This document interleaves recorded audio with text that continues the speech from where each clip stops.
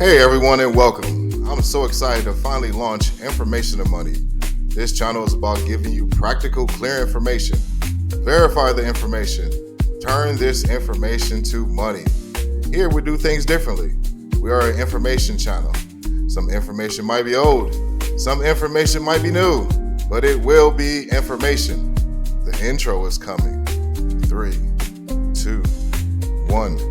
Information to money. New guidance for 2025, and you outlined the cost impact of the tariffs that are in place for imported parts, imported vehicles, many of which you build in South Korea and import here. Walk me through. You pulled your guidance on Tuesday, but you were working with the White House, correct? So you had a general idea, but you wanted to see when the tariff offsets were announced, and now you're telling us this is what the cost impact will be, $4 to $5 billion, am I correct? Yeah, and Phil, first of all, it's great to be here and be able to talk to you from our Warren Technical Center, where people are busy coming to work right now today.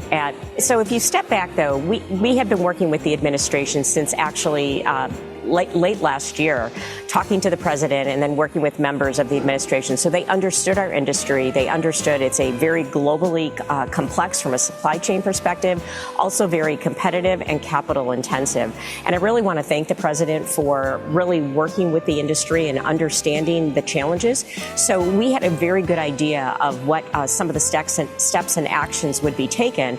And when we learned that was actually going to happen on the day we were announcing earnings, we thought it was best to release our very strong Q1 earnings, but then to wait a couple days so we could have the actions become official, and then we could update our guidance. So that was really what drove this delay by 2 days, because we really wanted to have a productive conversation with you and with the investment community. $4 to $5 billion is what you're telling your investors this is going to cost you guys. How much of that can you offset? Or do you need to move even more production here to the U.S. in order to offset that? Well, Phil, we are working to offset that. We wanted to be very transparent with what the impact was with the current policy that's in position. As you know, there's continuing dialogue with important trading partners. So as we learn more from that perspective, we'll share that. But absolutely, we can make changes. We've already increased production and added additional people in our Fort Wayne assembly plant. So on an annualized basis, we'll be building about 50,000 more trucks. We've been working on our supply chain since 2019 to be more resilient. And over that period of time, we've increased the parts in the U.S. by 27%. In the vehicles we build in the United States, only about 3% of that actually comes from China. So when you look at our overall part situation, for the vehicles we assemble in this country, we're over 80% USMCA compliant, with the lion's share being in the U.S. So we have a lot of opportunity as we continue to work with our supply base to increase the U.S. content. You'll see more announcements from us now that we have this clarity to be able to reinvest in the U.S. And, we actually have been doing that from a manufacturing perspective as well. Over the last couple of years, we added 2 battery plants in this country, which is technology that's for the future. And we have a third one underway. Sure. I don't dispute that you're doing all of this, Mary, but let's be honest here. You're sitting across from the president in the Oval Office. I'm assuming that at some point he has said, bring your plants back from Mexico. Has he said that to you? And what have you said to him? Why don't you bring a plant back from Mexico? Well, Phil, I think we've had many conversations, and I share the president's goal to have a strong manufacturing base in this country, to increase manufacturing jobs in this country. And I think it's important from an economic security perspective as well as a national security perspective, and to give us a level playing field. Because I can't speak to the broad industry, but when we look at the auto industry, it's been decades of not having a level playing field around the world. So we're working with a footprint that's been in position for, in some cases, 20, 30 years, but we are making a commitment that we are going to bring more production back to this country to build on what we already have. There, you have seen it. But what does it really mean? Let's go over the information. There are a certain class of folks who are benefiting from this car correction. People who make over $1 million and used car salesmen. The wealthy buy these cars in the name of their companies, and after the car depreciates in value, they get rid of it and write off its entire value. So basically, they get the latest cars, drive them into the ground, and then the public discovers the repairs that are needed. The salesman will take said car and make you feel like a king, because if he does, you will make him rich since he has the keys to the car. But how can you really benefit from the car market? The answer is information.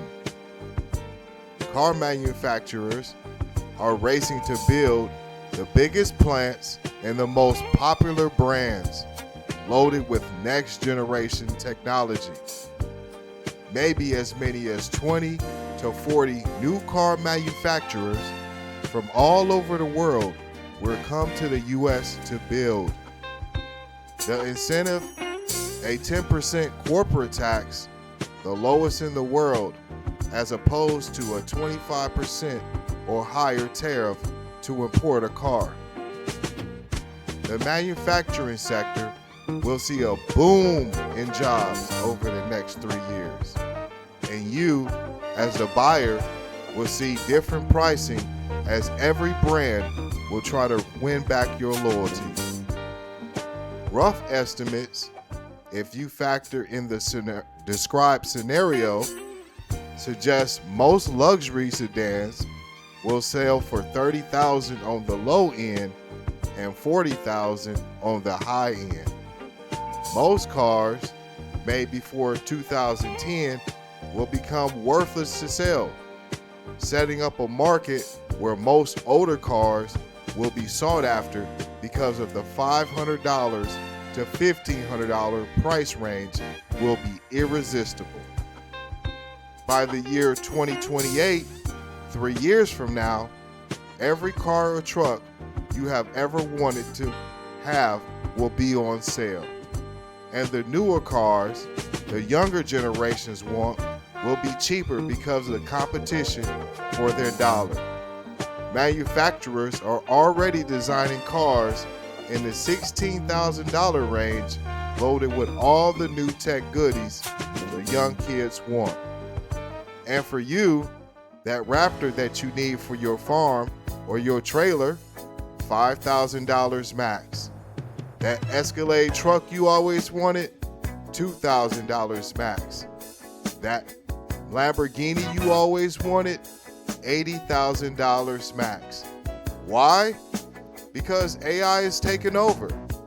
Google Gemini will be in cars this year, and next year the integration will be selling point for a whole lot of car manufacturers to increase sales. So I took this information and I turned it into a comedy stand-up. I do have a few clips of the show, and I would like to share it with you. And the show went a little bit like this.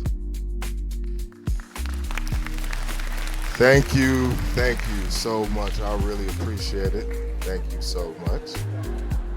And as always, I want to thank everybody here in Atlanta. Atlanta, what's up? So I definitely want to get into a conversation about, I know everyone is depressed about it too. You ever feel like your car is less of a mode of transportation and more like a hostage situation orchestrated by the finance company? Well, because I do. I'm paying more for my ride than my therapist charges to listen to me complain about my ride. I know. Just think about it, Atlanta. How is it that the richest people in the world can afford to buy migrant kids, can afford to buy kittens fresh out of surgery, but can't afford to buy brand new vehicles? I mean, let's be real, Atlanta. What are we gonna want in 3 years? not some dusty old gas guzzler. We're gonna want the tech, the Google AI. My future car, it better be able to order my takeout, argue with the telemarketers, and fix my credit.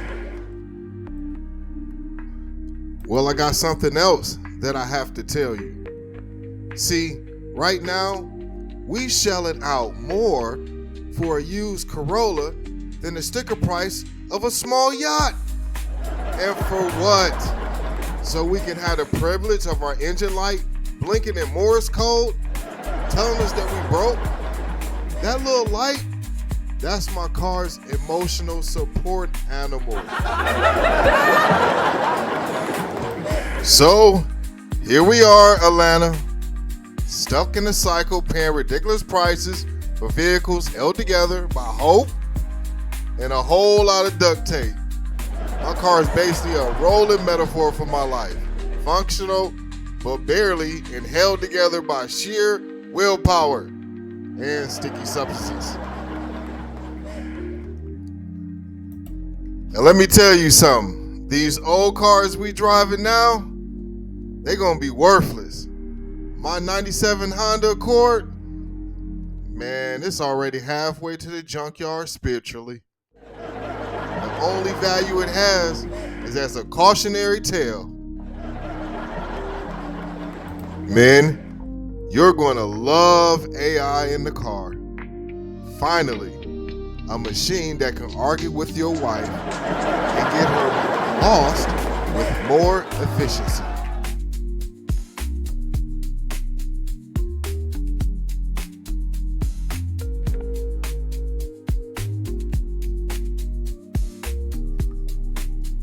So, let's recap. $100,000 for a car. The absurdity of paying a fortune for a dumb car when a genius car might be affordable later. In the future, Google AI is coming. And if your car doesn't have it, it'll be worthless. And that's the money. Thank you so much for watching Information of Money.